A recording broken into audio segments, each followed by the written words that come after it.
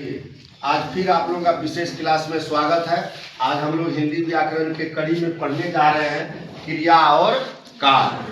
क्रिया का अर्थ होता है जिससे किसी काम के होने का बोध होता है। बोध का क्या अर्थ होता है? ज्ञान। सही बात है।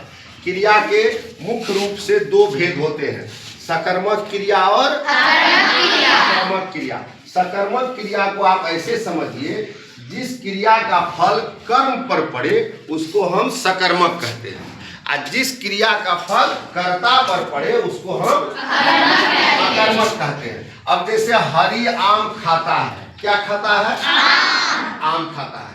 इसका मतलब ये कैसा वाक्य है? सकर्मक।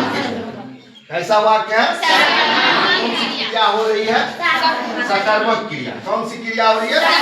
सकर्मक क्रिया। अकर्मक क्रिया, जिस क्रिया का फल किस पर पड़े? कर्ता पर। बालक सोता है, क्या सोता है? कुछ नहीं। इसका मतलब इसमें जो है क्रिया का फल किस पर पड़ गया? बालक, है ना। उसके बाद भी दो प्रकार की और क्रियाएं होती है। सहायक क्रिया, जो मुख्य क्रिया के अर्थ को स्पष्ट करने में मदद करे। मुख्य क्रिया के कार्य को स्पष्ट करने में क्या करता है? सहयोग करे। मदद करे मतलब सहयोग करे। जैसे वह खाता है, मैं पढ़ा था, ये है और था जो है ये क्या है? सहायक क्रिया है। ये उस वाक्य को क्या करता है? स्पष्ट करता है। प्रेरणार्थक क्रिया मतलब किसी दूसरे से हमको काम करा लेना। जैसे कर्ता स्वयं कार्य न कर किसी दूसरे से को प्रेरित करना कार्य के लिए। जैसे मान लीजिए उठाना है, उठवाना है, चलना है, चलवाना है। यह कैसा क्रिया हो जाएगा? प्रेरणार्थक क्रिया। अब आइए हम लोग काल को। काल का मतलब होता है समय। काल का मतलब समय। समय क्रिया के जिस रूप से समय का बोध हो उसको हम लोग क्या कहते हैं? काल। मतलब जिस रूप से वाक्य के जिस रूप से समय का बोध हो। तो समय का बोध मतलब समय को तीन भाग में बांट दिए। जैसे अभी मैं आप लोगों को पढ़ा रहा हूँ, तो ये क्या कह रहा है? कह रहे हैं हम आपको पढ़ा रहे हैं। तो ये कौन सा समय है? वर्तमान काल। तो अगर हम पढ़ा रहे हैं, वर्तमान काल है, तो हम कल पढ़ाए थे, वो कौन काल हो जाएगा?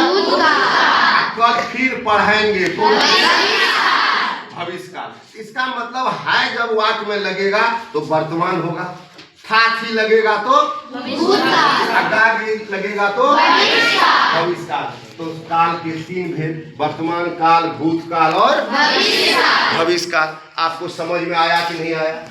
चलिए अब आपसे पूछते हैं, कैसे तुम पहचानोगे कि वाक्य जो है वर्तमान काल का है?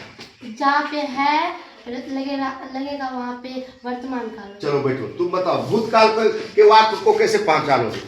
भूतकाल के वाक्य को हाँ, जहाँ पे था उसको भूतकाल का। हाँ, जिस वाक्य के अंत में था लग जाएगा। जैसे कल तुम स्कूल आई थी, तो यह कल बीता हुआ कल है, इसलिए वह भूतकाल हो गया। तुम बताओ हिमांशु, भविष्य काल को कैसे पहचानोगे?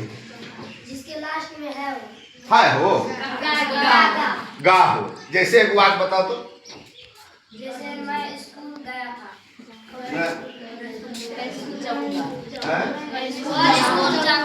कल मैं स्कूल फिर आऊंगी। कल आया था तो भूत हो गया, स्कूल आएंगे तो भविष्य हो गया। समझ में आया? चलिए, वेरी गुड। चलिए ताली बजाइए।